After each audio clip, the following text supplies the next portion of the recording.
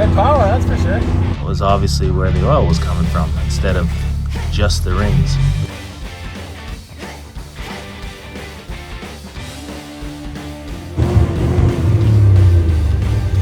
Well, that's not a good sign. Listen to this sound. Ah, not at all. Hello folks, welcome to the channel. We're back to the old Dodge. So this thing, it wasn't looking good for a bit there. If you remember, just hold on a second here. Let's go on a tour. This truck I got for 3 loads of firewood. I'll put a link in the description of the very first video. This is just the second on this truck. It's filthy. It needs tons of work.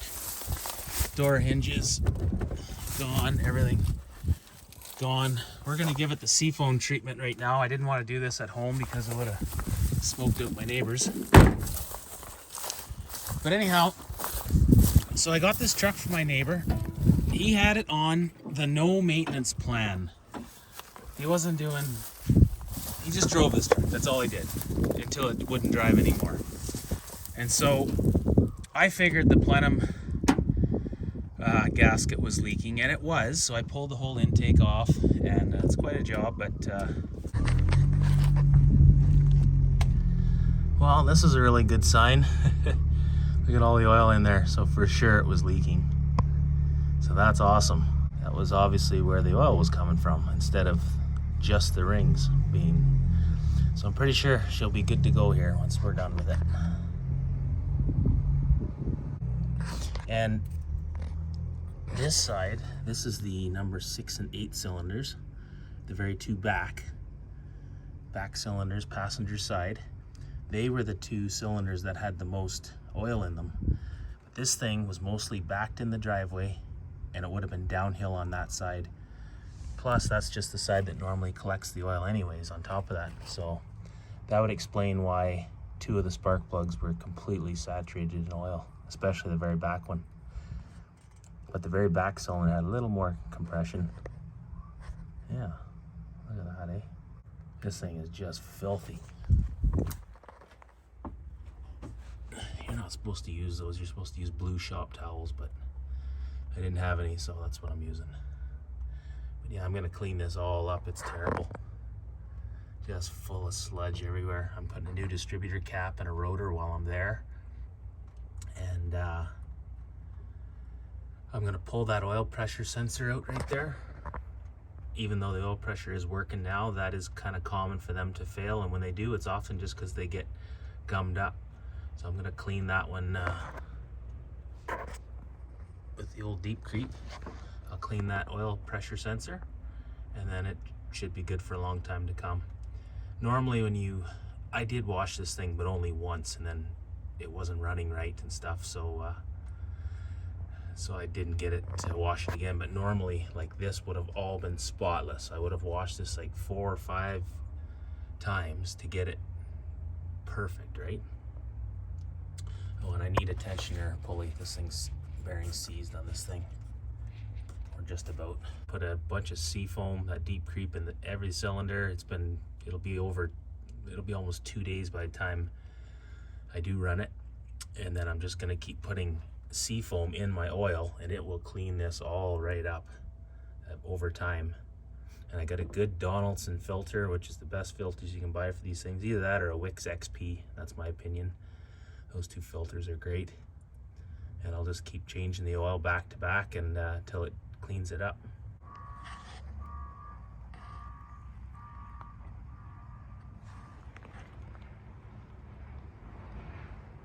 Well, there it is.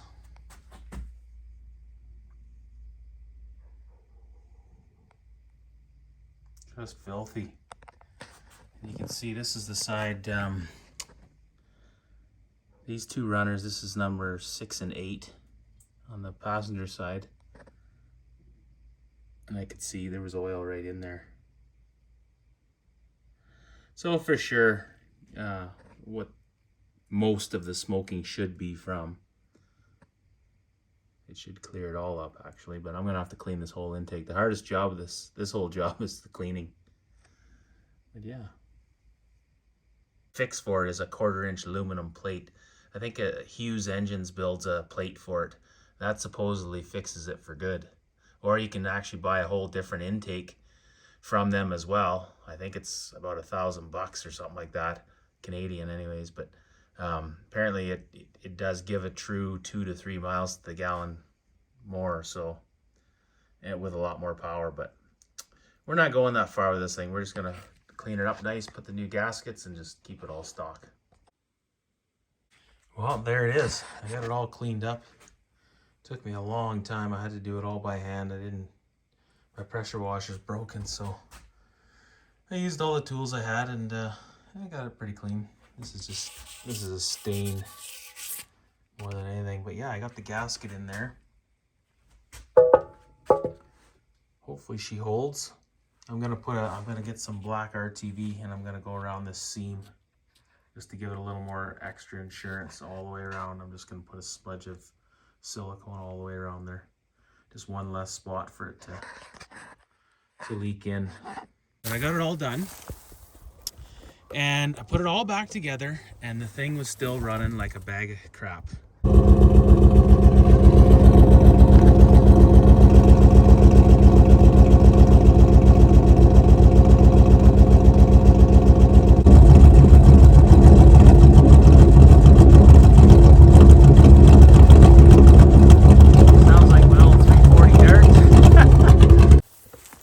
So I thought, well, you know, it could be other things, like it could need oxygen sensors and things like that. And I really didn't want to spend a whole lot of money or time into this truck until I would see if it would actually run. And before, it was brutal. It was running sounded like it was running on 5 cylinders.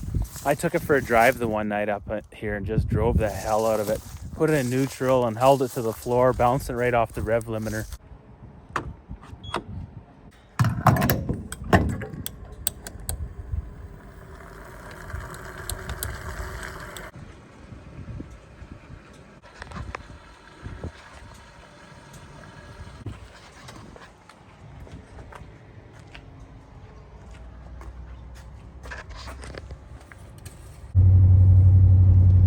Here we are in a little night ride. The smoke is starting to clear up, I'm amazed, but it finally is. Let's check this out. Running that Ultra 94 in it.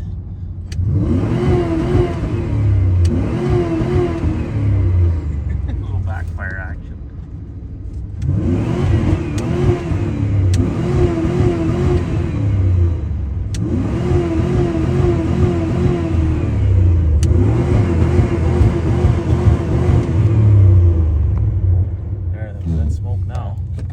Okay, I haven't gave the seafoam yet. I did give it just a little bit, but I didn't give her this main can here. Trying to get it to maybe blow clear out the smoke. I had put a little bit of seafoam down the throttle body, but not the full can. And then I have a bunch in the fuel right now. And I ran Ultra 94, which is our highest octane we can get here in Canada. It's 94 octane. I put that in the tank. I put a little bit of methyl hydrate to maybe soak up some water that might have been in there, because this thing's sat for a couple of years. I didn't want to drop the tank and drain it and everything.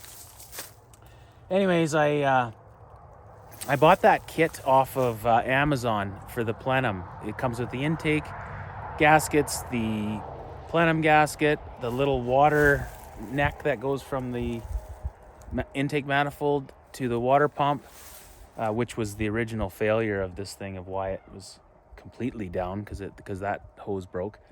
Anyways, the kit was all pretty good. I got the thermostat in there now. It seems to run, it never gets any hotter than 180. Now I'm running mostly straight water.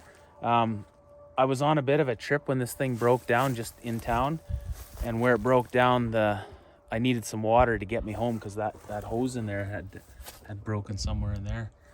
And so I ended up putting what they gave me in the radiator, and it was a 20-liter pail of some kind of lubricant. I didn't know that. I thought it was a coolant jug. I never really paid attention to it. So there's a little bit of oil residue in the cooling system. So it's running mostly water and whatever that little tiny little bit of oil is in there in the cooling system. So I got to flush that all out.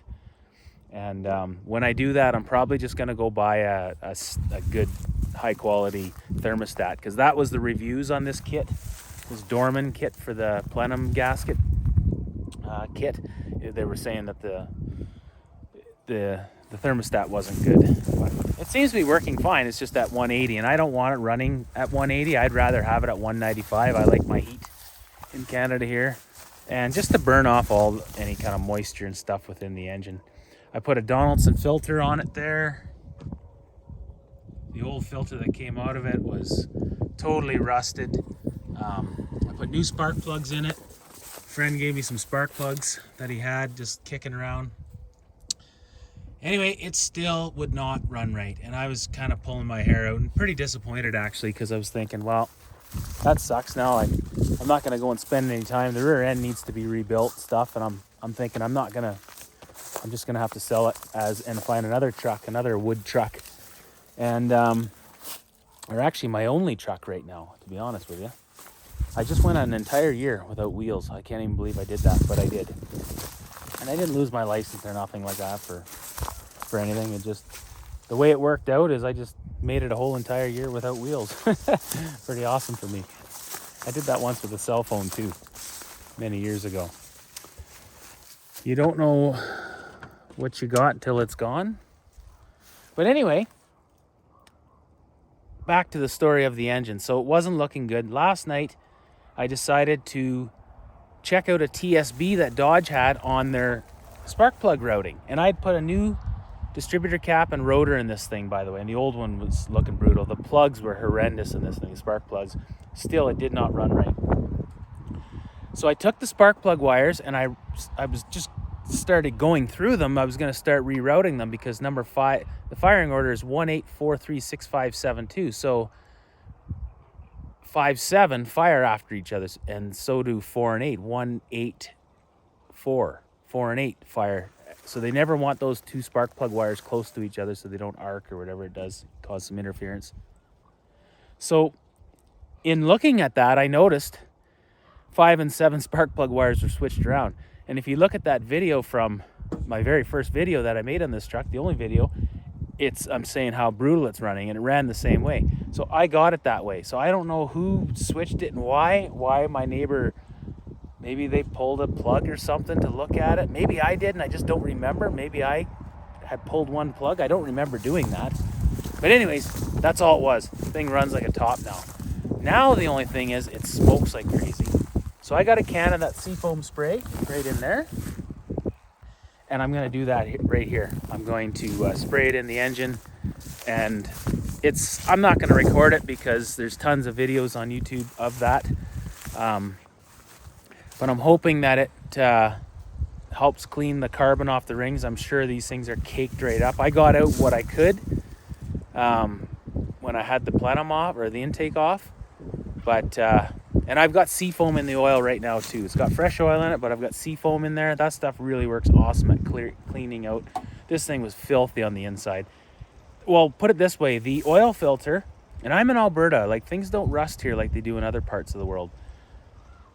They do rust over time, but we don't have salt here. We don't use much salt in the winter and stuff. But this oil filter was completely rusted. So that's telling me it's been there for a long, long time. He was just adding oil for years to this thing. So anyway, we're going to get at it, and we'll see over time if I can get that smoking to go away. I also got some engine restoring lubricant. That stuff, they don't even sell in Canada anymore. I'll put a link in the description for that stuff. That stuff flat out works. We'll see how good it works on this truck. You see how much it's smoking.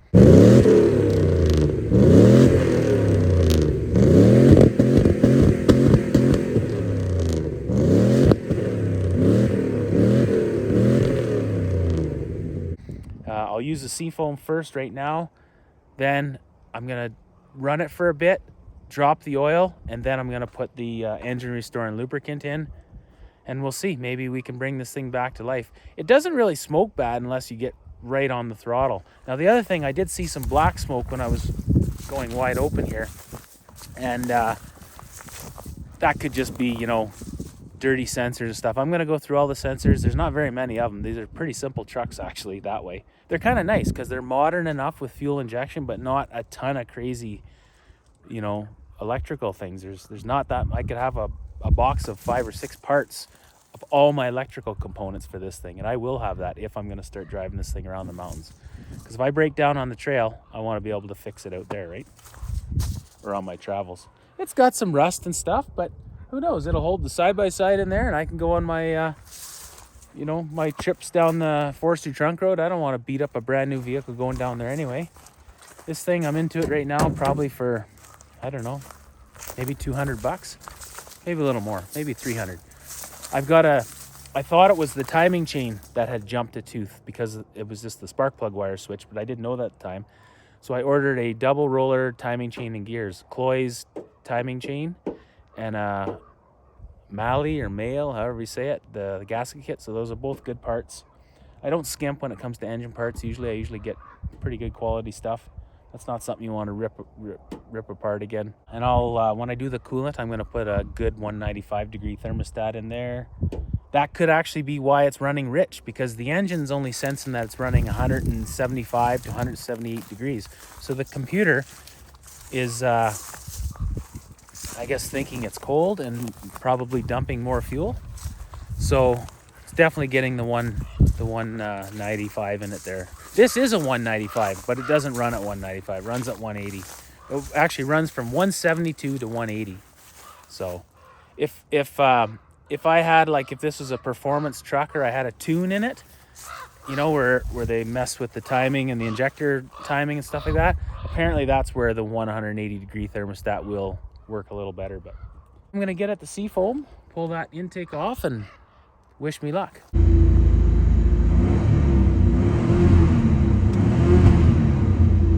Now she's really smoking. Take her for a good drive here.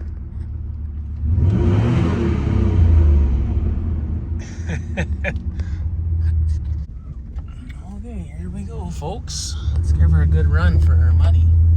For our money.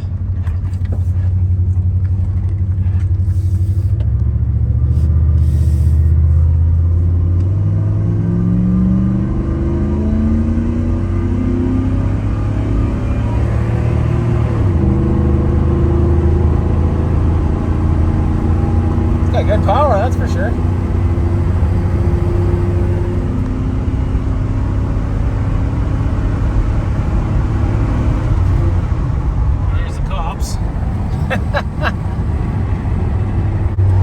It is making horrendous noises out of the rear end.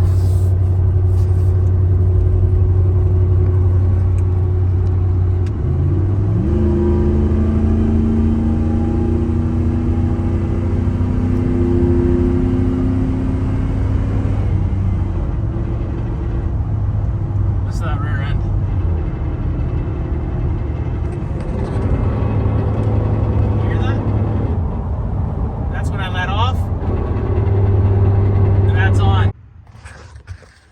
Okay, well, here we are. Now this thing makes horrendous noises when going down the road. Now the pinion nut kept backing off on my neighbor. He kept tightening it up. And what's wrong with this picture?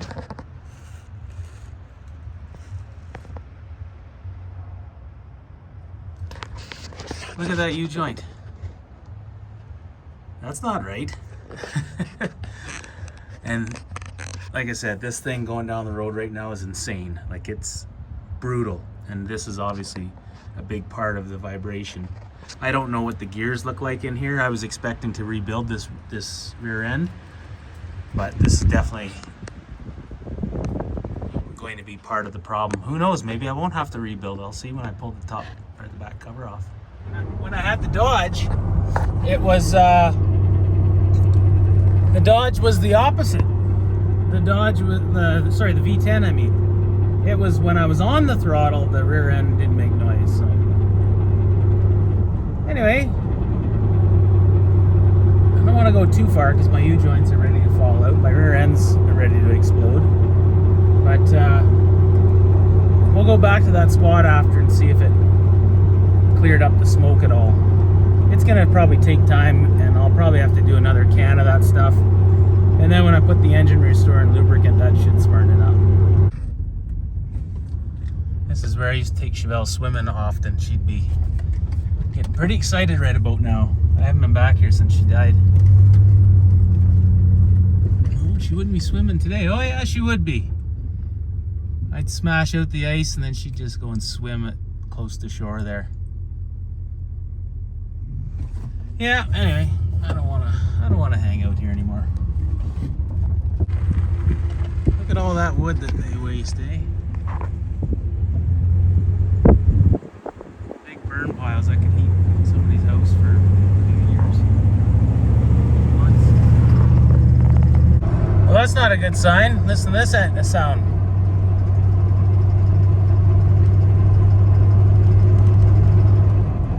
That sounds like something in the engine.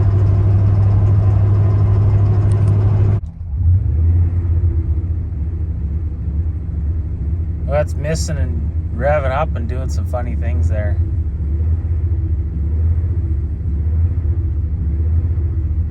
Probably that idle air control maybe is gummed up a bit.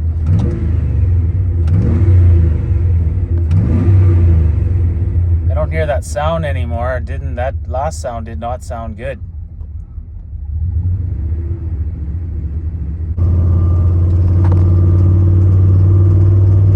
Well, I think that's pinging.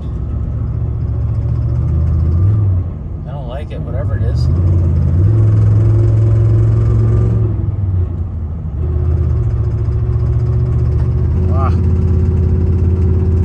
Not at all. Just do a little bit of on and off the throttle. We're going to return to base here.